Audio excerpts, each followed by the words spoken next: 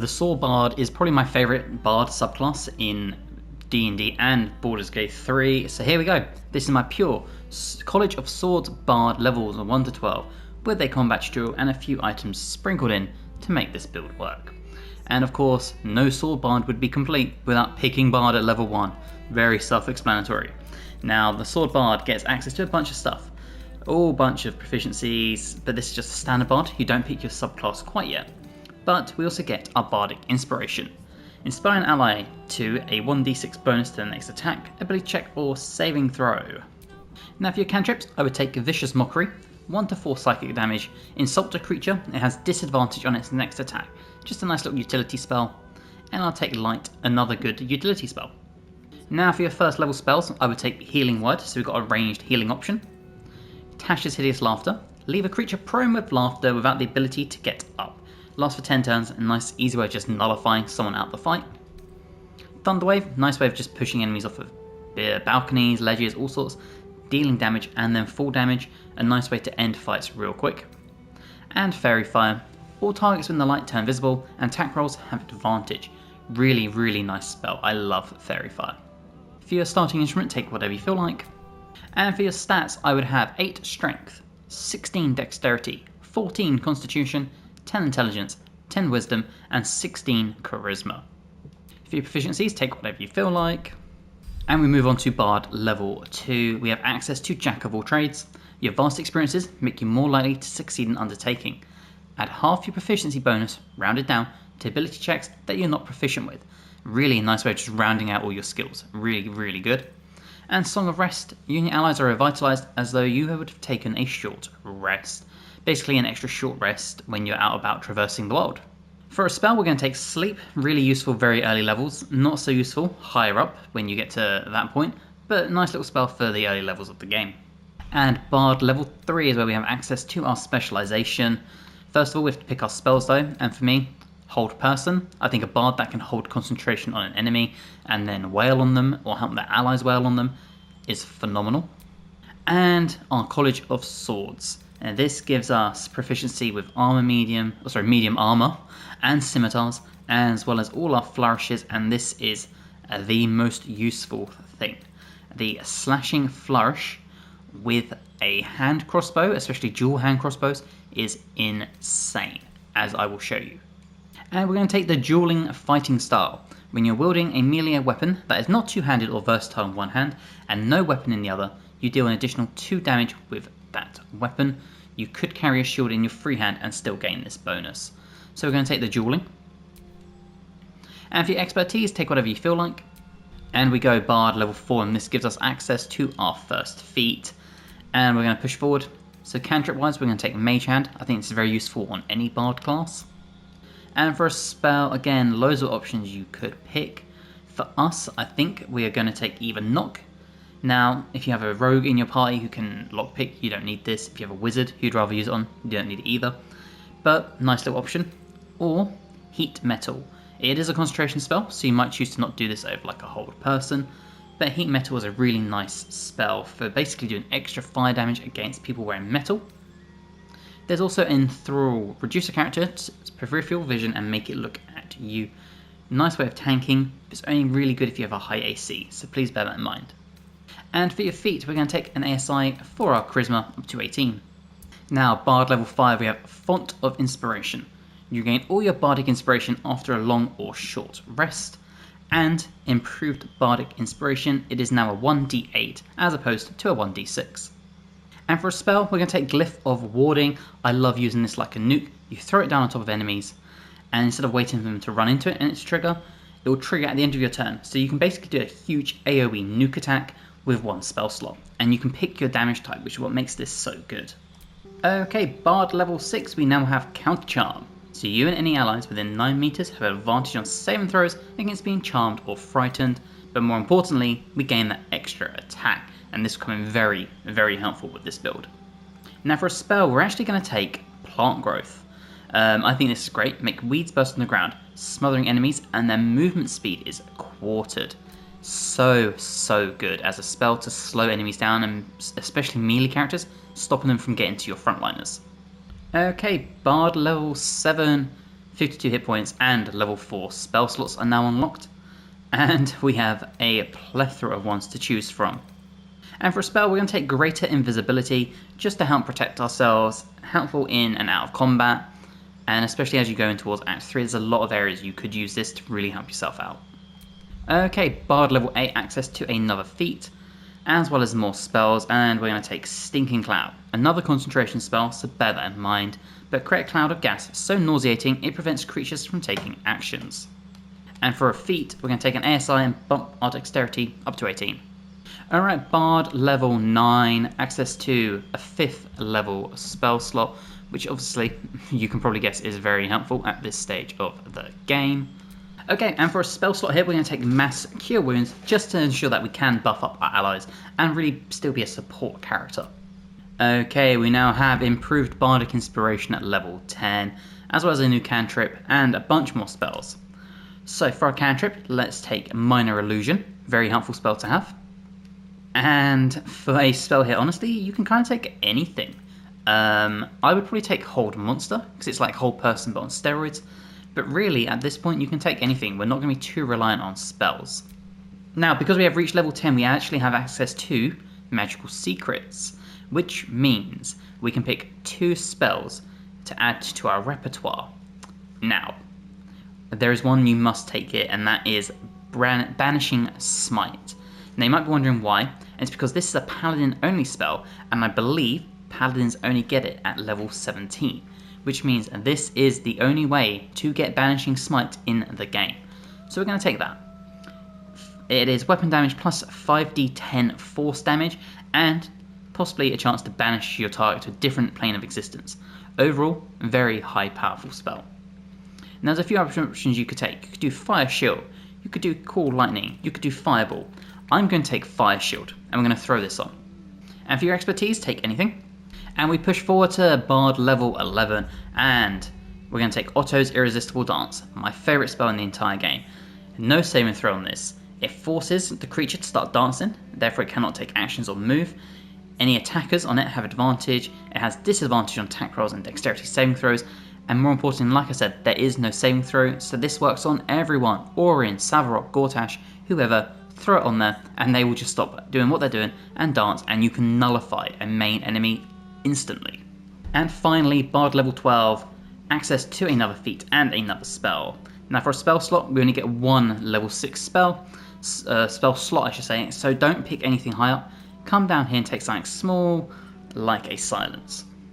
And then for an ASI, we're going to bump our dex up to 20. Now for this build to work, there's only a few items I would suggest. We're going to start with Birthright. Charisma plus 2, now this does go up to 22, however, we're going to leave it at 20, and then we've got maxed out Dex and maxed out Charisma. The Cloak of Elemental Absorption, so once per short rest, absorb elemental damage. Take half damage from the next elemental attack targeting you, and deal an additional 1d6 of that element type on your next turn. We're going to take the Blackguard Grease, we gain an Athletics plus 1 and Longstrider. We're going to take the Helldust Gloves, I really like this, plus 1 bonus to spell attacks and spell save DC, and your weapon attacks do an additional 1d6 fire damage, and we get a strength saving throw plus 1 as well as Ray of Fire as a cantrip. For an armor, we're going to use our medium arm proficiency to take the Armor of Agility. This gives us our 17 arm class plus a full dexterity modifier on top to bring our AC to 22, as you can see on the right hand side, and saving throws plus 2. Now for a melee weapon, we're going to take Kerwin's Cauterizer. We do 10 to 18 damage. It is a 1d6 plus 6 slashing, plus 2 acid thanks to our lovely Caustic Band, and a 1d4 fire damage on top. And on a hit, the target starts burning unless it makes a Constitution saving throw. But more importantly, we're going to pair these with the Hand Crossbows, a dual pair, so not only do they do 9 to 19 damage, in general it is a 1d6 plus 5, but we gain plus 2 acid damage and 1d6 fire damage on top thanks to our gloves, and these will pair very nicely with some of our bardic moves. So let's go find some combat and I'll show you how this build works in all its entirety. Okay, we have started the combat, and as you can see, our lovely bard is actually joined with our rogue up here. So, it is time for us to start doing some damage. Now, we have loads of options, as I said. One of the first things we can do is a plant growth. So if we do this at level 3, we'll throw this up here. and this halts everyone's movement speed. Now fortunately the fire somehow has burnt this all away, but it would mean that they were unable to walk through here. Now we've actually sadly lost that. So instead what we can do is we'll do a Bardic Inspiration, and we'll cast it on, let's say, our fighter, just here, to give them a 1d10. Just like that. Now the only good thing is, because of the plant growth, they are actually taking burn damage. It's not ideal.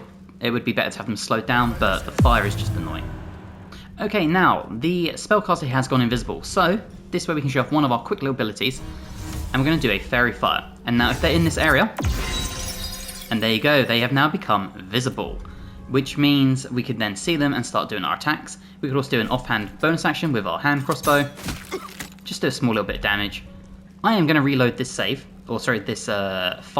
and I'm going to show you off what I think is the best part of these builds, are the flourishes. So we're going to do a melee flourish. Now this attacks 2 targets at once, and if you have your crossbow equipped, it will actually do it with your crossbow.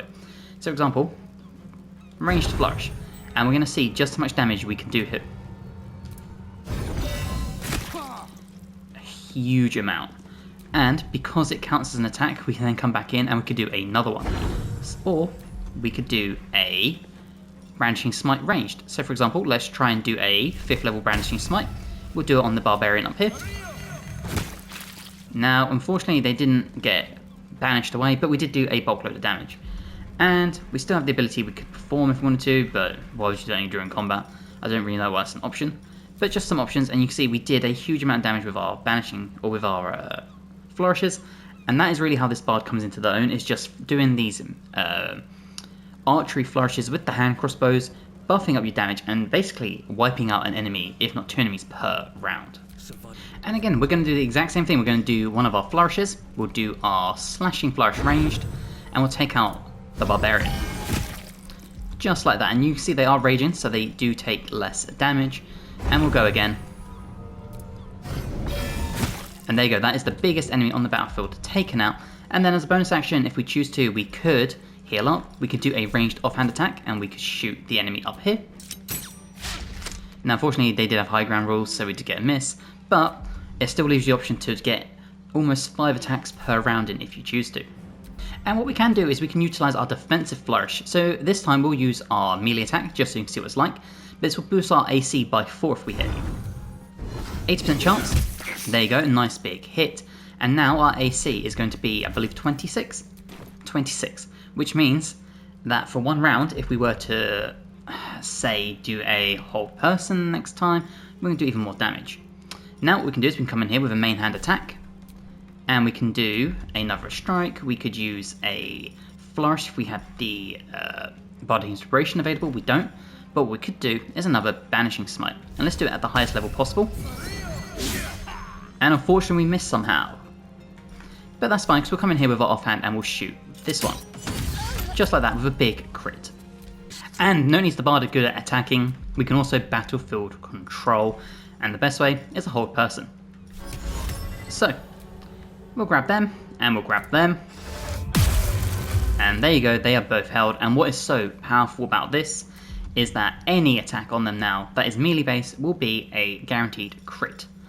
But we can use our bonus action just to get a little bit of extra damage in, while also still maintaining concentration on these guys.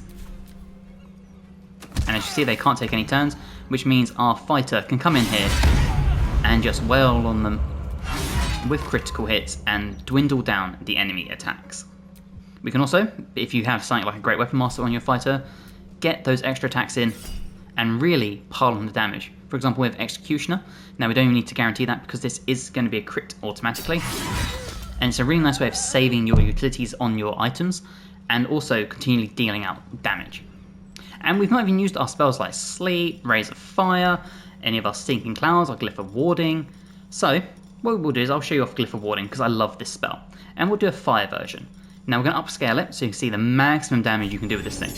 And we'll place it here and it's going to do a load of damage and it might even affect us. But I want to show this spell off. And there you go, a huge 39 damage. So if you were to place this down here with a bunch of enemies in, 39 damage roughly per enemy, that's a big chunk. And it still frees up our bonus action. If we wanted to, we could shoot. I don't think we can reach from there. Oh, we can. Okay. And there you go, a huge amount of damage onto them. Or we could have healed up. And that is the Bard sword build. Very, very basic. There are ways you can really buff this up. You can mix it with a thief rogue subclass, get extra bonus actions. But as a pure beginner sort of Bard sword build, this is perfect. Your flourishes with your hand crossbows where you deal loads of damage. 5 attacks per round if you do your 2 flourishes. And then do your bonus action offhand. Nice way of just dwindling down enemies. You can still battlefield control like you saw with the whole person, and it's just a nice way of controlling the battlefield, dealing a huge amount of damage, and then moving on. And as you can see, we have no Bardic Inspiration left, so what we can do is we can come in here and short rest, and they recover. And because we are a bard, we have access to Song of Rest. So we could have done this instead and it'd be as if we'd taken a short rest. Same sort of buffs and everything. In fact, we'll do it and you'll see. And there you go, you'll see everyone healed up, and it's a nice way of just having an extra short rest per round, or sorry, per sort of adventure, so to speak. So that is my pure Bard sword build. Let me know what you think in the comments below, what you'd change, what other items you'd add, how you'd make this a bit more advanced. If you're new and you haven't already, please drop the channel a subscription, it helps amazingly, and please like the video, that also helps amazingly. And hopefully, I'll see you guys in the next one. Bye guys.